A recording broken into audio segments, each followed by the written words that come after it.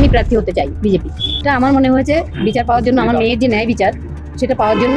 আমার মেয়ের সুরক্ষা আমরা দিতে পারিনি, তাই আজকে সে ইতিহাস হয়ে গেছে। আপনার মেয়েও যেন ইতিহাস না হয় সেটাই দেখার দায়িত্ব এখন আমরা নিয়েছি। বাকি জীবন আপনার মেয়ে যাতে সুরক্ষিত থাকে এবং রাজ্যে যে দুর্নীতি, পাহাড় প্রমাণ দুর্নীতি, তার বিরুদ্ধে আমরা লড়াই করব এবং সেই দুর্নীতি শেষ করার জন্যেই আজকে আমাদের এই সিদ্ধান্ত। শেষমেশ 2026-এ রাজ্যের বিধানসভা ভোটে বিজেপির হয়ে প্রার্থী হলেন অভয়ার মা, অর্থাৎ মৌমিতা দেবনাথ, তার মা, যিনি আরজি করে 2024 সালে নিজের কর্মস্থলে ধর্ষণ এবং খুনের শিকার হন। তারপর গঙ্গা দিয়ে অনেক জল বয়ে গেছে, সিআইডি থেকে সিবিআই অনেক কিছু তদন্ত হলো। তারপর শুনলাম এখন কেসটা তদন্তই হচ্ছে না, কোর্টে পেন্ডিং হয়ে রয়েছে। অনেক কিছু অ্যারেস্ট হলো, অনেকে ছাড়া পেয়ে গেল, বেলে বেরিয়ে গেল, এসব চলছে, কিন্তু আসল কেসটা নিয়ে এখনো পর্যন্ত কোনো মুভমেন্ট নেই।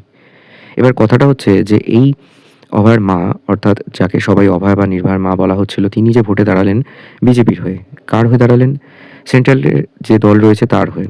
আর এই তদন্ত করছে কিন্তু সেন্ট্রালেরই একটা এজেন্সি। তাহলে এখানে তিনি কার হয়ে কথাটা বলবেন, এটা একটা বড় প্রশ্ন। আর দ্বিতীয় কথা হচ্ছে যে রাজ্য সরকার সেই মোমেন্টে সঠিক তদন্ত করেছে কি করেনি সেটা আজ পর্যন্ত বোঝা গেল না। তথ্য লোপাট তো হয়েছে, এটা তো মানতেই হবে, যে কোর্স সিবিআই পর্যন্ত বলেছে যে তথ্য পাওয়া যায়নি। তথ্য যদি না পাওয়া যায়, ইনফরমেশন যদি না থাকে, তাহলে এভিডেন্স যদি না থাকে, তাহলে প্রুফটা হবে কি করে? যার জন্য কেসটা পেন্ডিং হয়ে রয়েছে। সিবিআই অফিসাররাও সরে গেছে, তারা অন্য কোনো কেসে ইনভলভ হয়ে গেছে, যদিও এখনও সিআরপিএফ রয়েছে আরজি করে। তারপরেও আরজি করে আজও অনেক কিছু ঘটে। কিন্তু কথা হলো, এই প্রতিবাদী মহিলা, অর্থাৎ এই ডাক্তারের মা, তিনি তার সন্তানকে পাবেন না, কিন্তু তার সন্তানের বিচারের আশায় আজ তিনি ভোটে দাঁড়িয়েছেন। পানিহাটি থেকে তিনি ভোটে দাঁড়িয়েছেন এবং অনেকেই চাইছেন যে তিনি ভোটে জিতুন। এটা ঠিক কথাই, বিকজ এখানে তিনি নিজেও বলেছেন যে বিচার পেতে গেলে ক্ষমতা হাতে থাকা দরকার, আর ক্ষমতা পেতে গেলে ভোটে জেতা দরকার। এটা খুব বাস্তব কথা, জানেন তো। আপনাকে প্রশাসনের ক্ষমতা অর্জন করে নিতে পারলেই আপনি কিন্তু অনেক কিছু অ্যাচিভ করতে পারবেন, চটজলদি সমস্যার সমাধান করতে পারবেন। নিজেদের স্বইচ্ছায় এটা করছি এবং আশা করছি কেউ যদি একটু মনুষ্যত্ব মানুষের মধ্যে থাকে, তারা কাদা ছোঁড়াছুড়ি করতে পারবে না। আর কাদা ছোঁড়াছুড়ি কতক্ষণ কাদা ছুড়বে? আমরা তো কাদা গায়ে মাখবো না, কাদা জাস্ট সরিয়ে দেবো।